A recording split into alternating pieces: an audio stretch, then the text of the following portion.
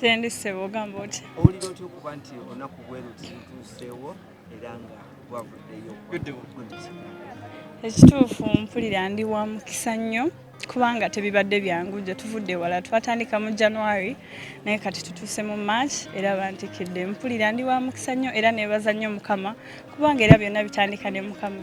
Biki olowooza by'omeekinga ebikufudde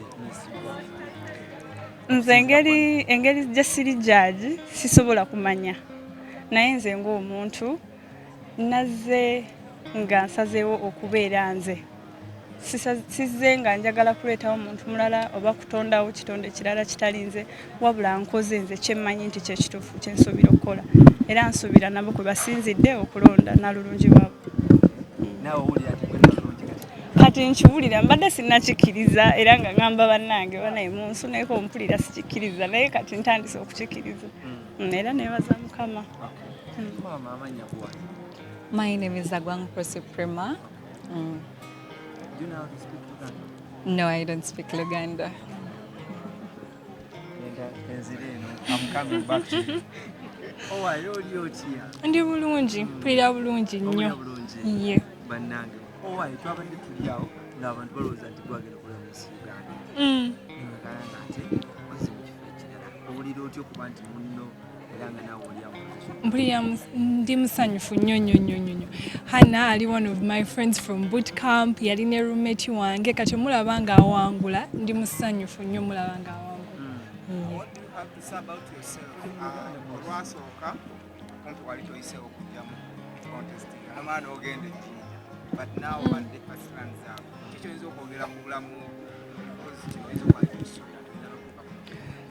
neeyanza Mukama nnyo kubanga we nagenda ejjinja navayo nga second runners up era nali siqualifyinza okujja mu boot camp era nenzija ate Kampala nenzija mu boot camp naye just a transition okukola kuva second runners up eyomu region okujja paka mu first runners up eya Miss Uganda yonna kintu kirungi nnyo nakola ku binali nina okukolako ne improvinga n'ebirala just neeyanza ba judges nti bandabyemu ekintu ekyanfudde first runners up.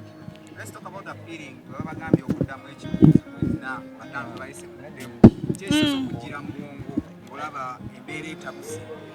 Nalabye nti just this is another chance of answering a question endala n'okuproving aba judges nti nsaana okubeera mu top 3. Nene preparing and I was very ready to answer the question ninginda nenkiddamu.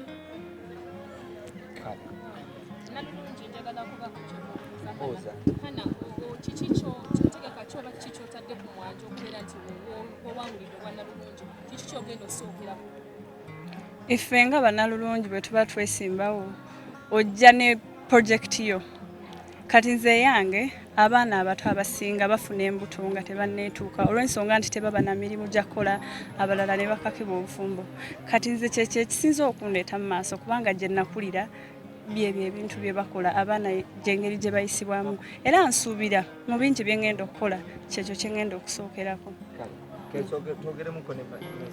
Mbuno ki? Sembera wano papa.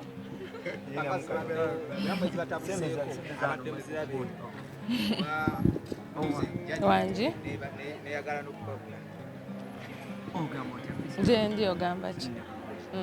Waliwo ko bitabuseemu awo ne tulaba nga ne judgment yennyini mwenna ng'abakakiiko batabuseeko bagamba zinaaba nnungi ensonga eyo category results toziraba ekituuseewo tekibanga wati tekimbangako tutuuse nga tulinda bagenda kuyita aba top 5 baddeyo then tulonde mu ba top 3 ngenza okulira nga Michi agamba mbu waliwo taayi wakati w'abawala basatu so balina okuddayo bababuzeeyo ekibuuzo ekirala kimu balyoke baditaminingeko aba top 3 be bandi then balyoke balondemu obuwanguzi ekyo tekitutuukangako. Yes. I think engeri gye tumaze emyaka 3 nga tetutegeka abaana abaddeeyo nga bakyepikira nga bakola research waabwe kubanga bwe tuba tuyita empaka tugamanya abantu abawala mukole research omwala ajja mu mpaka n'omubuuza Miss Uganda thimu yayo eri kinga tamanyi n'omubuuza Miss Uganda tukola mirimu kinga tamanyi wabangaze mu kinyumo so nabaana ku mulundi guno batwala obudde ne bakola research yaabwe. Then I think buli bwe tuyisaawo kebbanga abaana beeyo nga beetegeka nnyo kubanga n'omwaka gwe twakomawo mu 2017 tetwakola bwe twakomawo ne tufuna abenakyo then ne tugenda maaso ne tuwangula ne Miss World Africa. Oyinawo ogambidde wali ng'oli ku stage nti gavumenti etaaga okuba wa ku mukono. Kituufu. Omuntu ali eyo ayinza okuba takitegedde bulungi obadde otegeeza ki? Kituufu batukwatizeeko ebintu bino bye tukola first of all bitutumula obulamu n'omutindo gw'abaana ab'obuwala. Ekirala bwe tugenda eyo kweza empaka teri mwana agenda wano kaabe nga si wa Miss Uganda nga wa pageant ndala agenda nga agenze kwerepresentinga tuba tugenze kurepresentinga ki actually nze kankubira omulanga ku lwabo abantu abalala abategeka empaka ezanalungi mu ggwanga eno kubanga kangame nti nze mbakulira ekyo kankyewe kubanga Miss Uganda pageant enene mu nsi yonna mu Uganda yaffe yonna. It's the national pageant, it's the biggest and oldest pageant. So ku lwabo abategeka empaka kababeere ba tourism nabo ba struggling. I know this for a fact kubanga they reach out to me n'abawala baabwe bajja oluusi office zaffe. We struggle n'ebino ebintu bye tukola biyamba ggwanga naye ng'ekisingira ddala obukulu tuyamba okututumula omutindo n'obulamu bw'abaana ab'obuwala.